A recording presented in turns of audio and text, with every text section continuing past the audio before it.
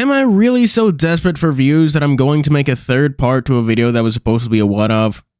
Of course I am! You know how this works, I know how this works, and if you don't know how this works, it's really not that complicated, so I'm just gonna go ahead and get started. It's been like, what, 2 to 3 weeks since I last talked about it, so I feel like that's enough for it to be off cooldown. First, we have Laika, Age Through Blood. This game is what's known as a Metroidvania, playing similarly to Metroid and Castlevania. Who would have thought?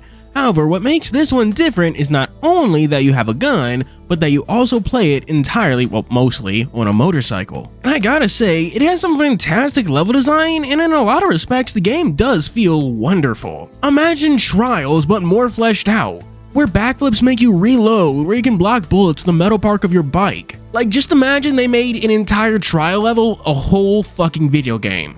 It's great. And the story and setting are pretty cool too, being this sort of post-apocalypse kind of thing, where even the enemy army is on its last legs and running on fumes. And the soundtrack is wonderful, having this melancholy, almost whispery tone. And if you ever stop liking that bike, you're gonna want to stop playing the game, which is why I never finished it. If you can vibe with the whole controls behind the bike, then I'm sure you'll love it. If not, then maybe don't buy this one. The second game we'll be covering is one that I did finish. It's a game called Tribal Hunter. This is an indie game following the adventures of Munch, a plush that has been brought to life to be an island's guardian. Of course, you save the island by throwing them good hands, but what you can also do is eat your enemies. But unlike Kirby, his eating isn't totally harmless. But there are advantages to changing your size. The bigger you are, the harder you hit, but the worse you platform, so it's this constant battle of deciding which size is right for the moment. The game is a Metroidvania, but it is fairly linear, with any backtracking being easily resolved through use of the fast travel system. The real joy of this game is all the tiny details that go into making it, like the fast travel bird struggling more and more to carry Munch as he gets bigger and bigger, the fact that the tattoos on his body change as he gets bigger and bigger, or the fact that Munch can spit out eggs, and if you do that while a boss is sucking in air like Kirby, they can take a page out of Munch's book and, well, get bigger. Though let's not get it twisted, it is quite clear that this game is a lot like Changed. Despite it being functionally safer work, it was made with people who have certain proclivities in mind. The next game we'll be talking about is one that is near and dear to my heart, that being Gunfire Reborn. The game is really light on plot, so light on plot that I'm pretty sure it's not mentioned anywhere on the Steam page, and definitely not anywhere on the Wikipedia page. Granted, this game is a roguelike, so it can get away with that, but distinctly, it is also an FPS roguelike. There are a ton of weapons you can pick up, from guns, to swords, to living creatures, to hands, it's crazy. Some of these guns have special abilities, like turning into a bomb so that whenever you reload, you instead just chuck it forward. But a key part of all the weapons you obtain are elemental effects, which can then be combined with other elemental effects, encouraging you to actually swap through your loadout.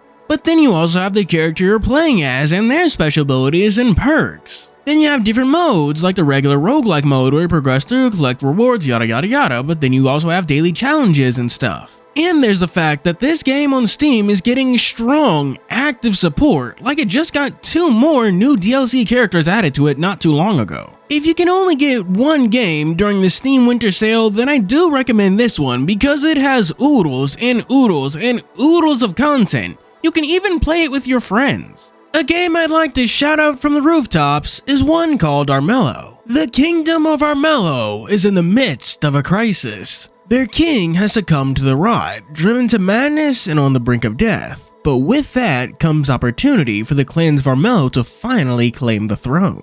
You see, Armello is a board game where everyone's goal is to become the new king, but you can do this in multiple ways. All of these methods are viable ways to win, and thus it becomes incredibly easy to switch paths mid-game. This also makes it very hard to tell what an enemy is going for, prompting alliances and betrayal. There can only be one winner, and you're constantly competing with everyone else to make sure you stay in the lead. From trying to kill other players, to placing bounties on their heads, the prestige leader even conniving with the king to their benefit. I should mention that the game is fairly old, so you will struggle to find players unless you can get this game for a friend or two, which might not be that hard considering it is like, what, $6 right now? A game that I super D-tuper absolutely recommend you play is called Grimshire. The best way to describe Grimshire is like this. You know Stardew Valley? Imagine if someone had a gun to your favorite character's head and told you they'll fucking blow their brains out if you don't play well.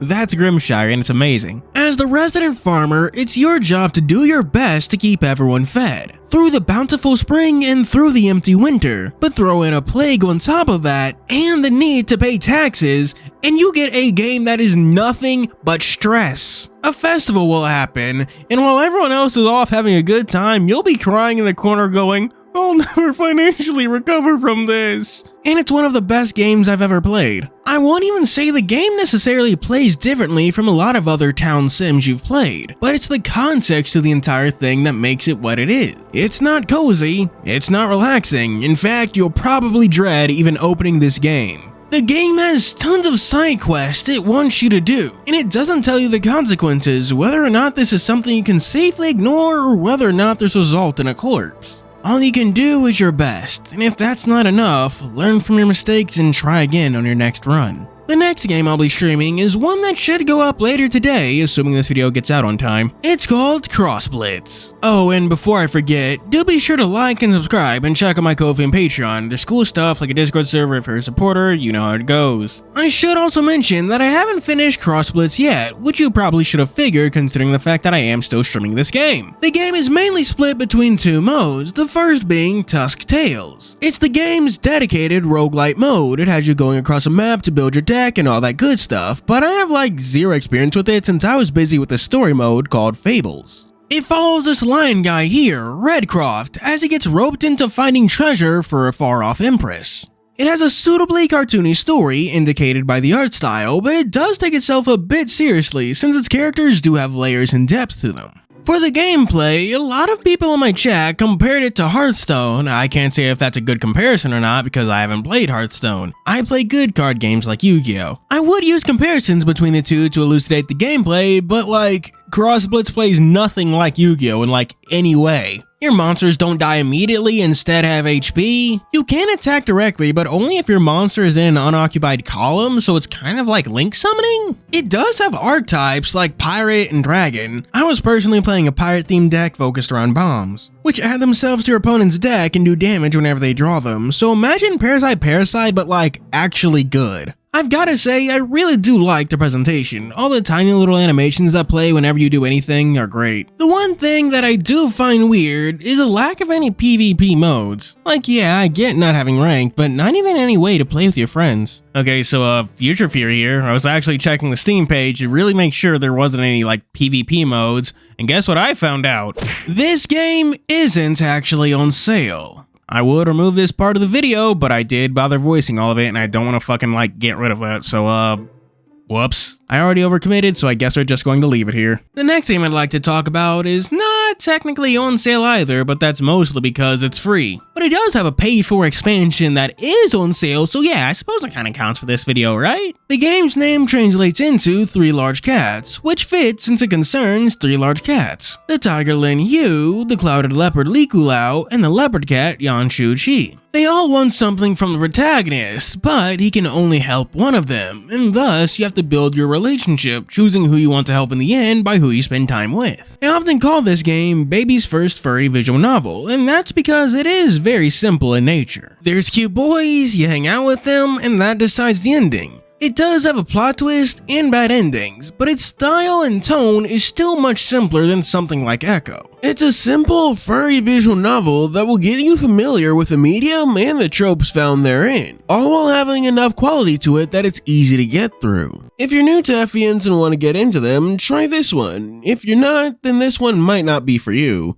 Granted, it is free, so like, why not if you really want to? I'm not the boss of you. Another game recommendation I have is called Beacon Pines. I'm honestly surprised it took me this long to recommend it, but that's probably because I own the Switch version and thus it just doesn't really show up when I'm searching on Steam. It's a cute and creepy game all about the 12-year-old Luca Van Horn. As he and his friend Rollo are searching for trouble, as kids are wont to do, they actually find it. What's cool is that this is a game with bad endings baked into the gameplay loop. With every run you do, you get new words that can help affect the plot, and with each new effect, the plot also changes. So the entire game is about finding new words. Sometimes you have to go to a dead end to get a new one, but with that you can then go back and get something new, and hopefully get the good ending that the game's characters deserve. And I do have to shout out the game's style because it feels like a pop-up picture book in the best of ways. It's cute most of the time, but when the horror actually happens, it can turn grotesque in like the best of ways. If you want a narrative-focused game that isn't a visual novel, I super duper recommend this one. Another game I'd recommend is one called Lenin The Lion. The best way I have to describe this game, you know how some people derisively say Earthbound-inspired RPGs about depression? Well, this one is actually one of those. It's like the only actual example of it I can find, and honestly, it's great. The game is centered around the protagonist, Lenin the Lion, who's ostracized by, well, literally everyone, due to being the only lion with pale white fur. He's bullied by other children, disliked by the adults, and even his own mother seems to have difficulties being around him.